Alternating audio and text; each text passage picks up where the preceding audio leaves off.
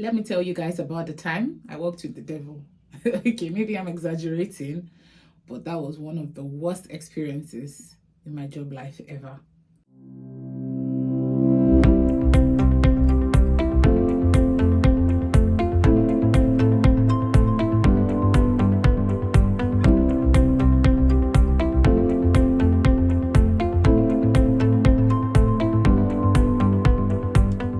Welcome back, guys. Welcome to my channel. First of all, I want to say thank you for 120 subscribers. I cannot even imagine what it means to have 120 subscribers. It feels like 120 people are sitting in the room and listening to me talk. That's just phenomenal. I can't imagine it. And this is because of my OGs. I know I have more people watching who are not subscribed because the statistics tells me, the analytics tells me that I have at least 61% of those viewing my channels are not subscribed. So please, before I even go into the video, let me ask you to please subscribe. Please just click on the subscribe button. Please follow me on Instagram as well. I'll put my Instagram name here. And yeah, join the community, So thank you very much for over 100 subscribers. I am very grateful and I am happy. For my first time watchers, my name is AB. I make video on my experience working as a business analyst in the UK. But my experiences can be used by anybody working in the UK. So as long as you're either transitioning or you are an immigrant who's come to a different country and is experiencing, different work challenges, my videos are helpful. I've done videos on interview tips, salary negotiation, and today I'm going to give you guys some red flags during your job application to avoid you working with the devil, like I say. So I'll start by saying that this was one of my early jobs. So it's been more than a couple of years ago, where I worked in a really toxic place. It was so bad that on a Friday, I was so happy to be going home at 4 p.m. And on Sunday night, I'm shaking in my bed, literally. Sunday night, you have me shaking in my bed like, oh my God, Monday is coming. And after working there, I was very conscious about the kind of company I would want to work for. And I realized that I should have been looking out for red flags. Well, I think it's important for you to have, red flags when you're job hunting, because it helps you. I mean, it's not just in relationships that you have red flags. You should spot red flags when you're job hunting, because this will help you avoid working in a toxic place. It's good for you to know that as the company is checking if you would be a great fit for them, you should also check if they would be a great fit for you. Before we go into the different red flags I've kind of put down, I want to kind of put a disclaimer here, because I understand that even having these red flags comes from a place of privilege. So I understand that there are people who are job hunting and are also looking for sponsorship in the country of their residence. So obviously you have a smaller pool to look at because you're looking at companies that can sponsor you. So some of these red flags may not apply to you. There's also the years of experience, and there's also the field you're working in. All these things kind of vary for each field and and the number of years of experience you have. Obviously, the higher you are, the more red flags you probably have, because the less bullshit you'll take. So there is that as well. And yes, let's see. Let's go into these red flags. Some of these red flags are very personal, and you're going to hear it in my voice. Let me not lie, because I've applied for jobs, a lot of jobs, and some of them, before I used to take the bullshit, but now, hell no. If I see a red flag, I'm like, get out of my screen or get off my phone. There's no two ways about this. So let's go into it. My first red flag, cover letter. If I'm applying for a job and I just see cover letter, I'm like, what more do you want from me? I've already submitted my CV. It has that professional summary that tells you, my skill set, the years of experience I have, the sectors I've worked in, what I bring to the table. This is not even detailing, the actual details of my CV. You have that. You probably have my LinkedIn page where you probably saw me and sourced me. So why are you asking me to come and write cover letter? I understand that, some people like a good cover letter, they like those written things, but please, if I see cover letter, I'm out. That's my red flag number one. Don't stress me to come and start writing on other. Some people even say 2 pages of cover letter. Like, are you kidding me? Is this 1976? Are we still writing Dear Sir, Madam, underlining the heading? Like, what the hell? I beg, if I see cover letter, I'm out. Let me not even lie. That's my red flag number one. Red flag number two. When you require the applicant to go and complete an online assessment, I'm not understanding. Are we in primary school? Is this vocational aptitude? Are we doing quantitative reasoning? Like, why am I doing mathematics, Pythagoras theorem in this my old age? Do you know how many years ago I left primary school? Are you telling me I should come? If I'm going to put a sample of one, I remember I had a company, a very big, they're in the food industry, a very big company emailed me, and we had a conversation, and I was like, okay, you guys are doing really innovative things. You know, during COVID, because of the disease, like obviously COVID and contact and touching, there were a lot of food industry, so those like supermarkets that were trying to like make sure there was less contact as they were talking to people. And there were a lot of innovation that was going to come out of it. I mean, you've seen Amazon where you just walk in, you don't have to like carry like go to the checkout point. You just pick up what you want and you walk out, no contact, all those kind of things. And it was very interesting. We talked, they liked me, I liked them. Next thing, the next email was I needed to go and do an online assessment. I was just like, I don't understand. Two of us have shared that we like what we're about to do. You like my experience because you came to me. I didn't even apply for that job. They came to me. And then you're telling me to go and be doing the triangle of this or speaking English and be filling in the blank spaces. Like, do you know how many years ago I wrote IELTS? I beg you. If I see online assessment, I'm like, thank you very much, goodbye. The irony is I told them thank you very much, goodbye. And this company came back 6 months later. And they were like, oh, they haven't filled the position, blah, blah, blah. Am I still interested? And I was like, are you still insisting we do an online assessment? And he's like, yes. I was like, please get off my phone. Thank you very much. Goodbye. So that's my red flag number 2 for me. I don't know if this applies to you. Like I said again, I understand though, some people will go ahead and write the assessment. No judgment. This is a no judgment zone. This is just my personal red flag. Yes. Oh, this one. Ambiguous job description. Like, you just put words and words and words. I don't even understand what you're saying. It feels like you don't understand what you're saying. It just creates a lot of confusion, because when I get the job, what are you expecting of me? Like, how do I even measure my performance? How do I know what my deliverables are? How do I know where my job starts and finishes? Because I feel like when you just put so much word, there may even be confusion in delivery, because you're talking about, is this work for me, or am I encroaching on somebody else's job? You know, how do we make sure there's a clear divide? So when I see a very ambiguous job description, I'm just like, nah, these people don't know what they're doing. They probably don't even have a good HR department because you have to review these things before you put it out there. It's kind of like the first thing we see when we're applying for a job. So that's my red flag number 3. The next red flag, on the other end of the spectrum, we have not enough details. Like why are you not putting enough information? What are you hiding? Like, tell me what you expect from me. It's given when you come here, we'll double the kind of things you do, you know. When it's not defined at the start, and then in the contract they go and write things like you're going to do any and over. Like, don't tell me, so I'll come now. You guys now expect me to be doing 2 people's role for the salary of 1. Red flag. In fact, this one, I think it should be red flag for anybody, because it's just like, you don't even know what you want from me. You just put 2 lines. You don't know what you want from me. So why you even employ me? What's my role going to be, you know?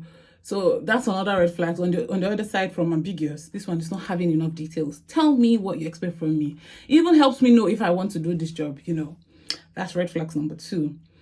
Oh, sorry, red flag number 3 or 4. I've lost count now. The next one is tedious application process.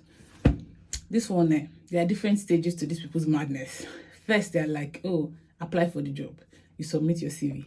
Next thing, they're like, oh, go to our website and fill in this link. You go and you start filling in exactly the same thing that's on your CV. So apparently they're too lazy to pick up your CV and read it. But okay, fine. You fill it. Then they call you soft call, where they kind of call to know if you'll be a good fit. They just kind of just talk to you. Fine. Then you have another stage of interview where they ask you maybe more like serious questions. Maybe they'll ask you to do a few presentations, just share, you know, more detailed interview. Fine. They reply, oh, we like you, blah, blah, blah, blah. We want you to meet our CEO. I'm just like, how many people am I going to talk to? Fine, you talk to the CEO. The CEO is like, I like you, blah, blah, blah, blah.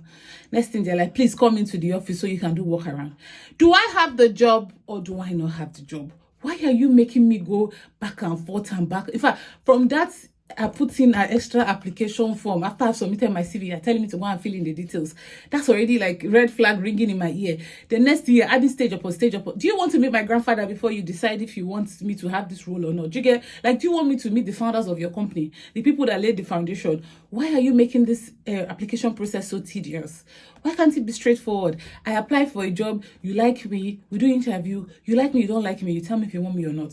What's this one? Speak to my CEO. Sometimes you don't even see, that's the only time you see the CEO for your duration of working there. So I don't even understand all this back and forth of come and see my CEO, don't come and see my CEO. So if I can already perceive there's going to be 6, 7 stages, I'm just like, hold up, thank you very much, goodbye. Yeah, okay. Oh, the next one. This one is, like I say, experience specific and almost like industry specific as well, because I know there are certain industries that you have to show your work, but this is when they're asking you to solve a very specific problem.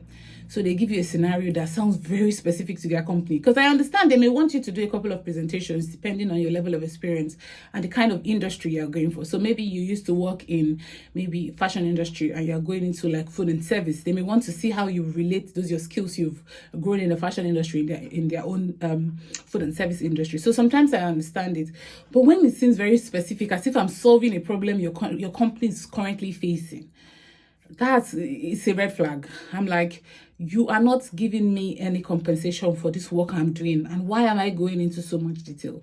You know, as a business analyst, sometimes they may tell you, oh, we have these projects, what are the next steps you take? Not very specific, just very general things, and you kind of give them a hypothesis. But there are some that are very specific. They'll tell you down to identifying the user stories, breaking it down, and then they'll be like, oh, we'll create a scenario where we'll have back and forth. And as I'm going, I'm like, it seems like we are doing what we're supposed to be doing if you are paying me. So sometimes you may want to ask for the compensation. Is there going to be any payment for this? Because what if you don't get the job? You've now done free work for them. You've wasted your time you would have spent applying for other jobs. You've spent it here doing a free work for them. So you have to be, I know it's not usually very popular with big companies. It's usually like smaller, more independent companies that try to be smart and do this. But I think you kind of have to tell them, I understand you want this from me and I'm ready to do it, but will there be compensation or assurance that I'm going to get the job? Because I don't want to spend so much time of mine, doing work for you and you're not going to pay me or you're not going to give me the job, even if you're going to give me the job, pay me for the work I've done, very, very specific. Like I said, again, this is industry specific. And also this is also when you've gotten to a certain level of experience, because if you have like maybe 1 or 2 years experience, obviously they want to see what you can do before they hire you, because they're taking a chance on you. So I understand that. But when it becomes very specific, then they're just taking the piss. I'm sorry to say. Red flag. Oh yes, another word, no salary range on the job. I know in my last video when we're talking about salary negotiation, I kind of told you how you can go about it. And to be fair, there are some jobs that wouldn't put salary range, but let's not lie, it's giving DM for prizes. When you're like on Instagram and they're like DM me for prize, it's giving shady, it's giving, I don't know, you think too much of yourself or something. Bring your shoulder pad down, like drop it. Why you not putting, like, tell me how much the salary range is, like, why are you acting brand new? Some are good, they kind of want to reel in everybody, and then when you speak to the recruiter, so that first call, when you've not really invested a lot into this job application process, they will speak to you about that, so they wouldn't wait till like further down. Those ones I can understand. Maybe at the beginning they're not sure. No, it's still giving shady, it's still giving shady, but I'll say at that stage give them a chance. But if you're going like you've done interview 1, interview 2, and they're still not giving you an idea of how much it's going to be, red flag. Those people are shady AF. Red flag. Oh, another one that kills me, but I haven't seen this one in a long time, I must say. But when I spoke to my siblings and some of my friends, some of them have had this horrible communication. Like, I had a friend who said she had an interview and they just did not show up. Like, girl was just waiting. And that Teams thing is annoying. They wouldn't even let you in. So to be like, when the host, who organized the call comes, they will let you in. So it's kind of like you're outside the door knocking. It's just like, It's giving very, very incompetent. Do you want to work in this kind of company where they'll just keep you hanging? What is wrong? Like, do they even have a HR department? Why are they not on board? Why are you leaving me hanging? Now, I can understand that some people maybe somebody fell sick, or there's an emergency, or there's something. Send me an email. Let me know. Put a call across. You had me in your calendar to say we had a call.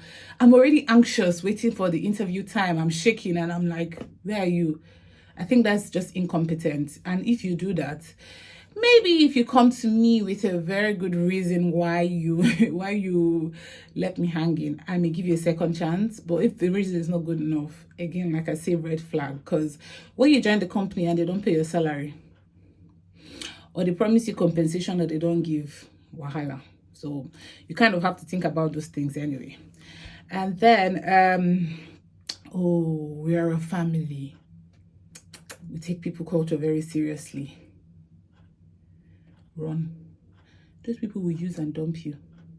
Think of those relationships where the friends are always like, yeah, whoa, hey, our wife, oh, you not cook, you not do this, you not do that.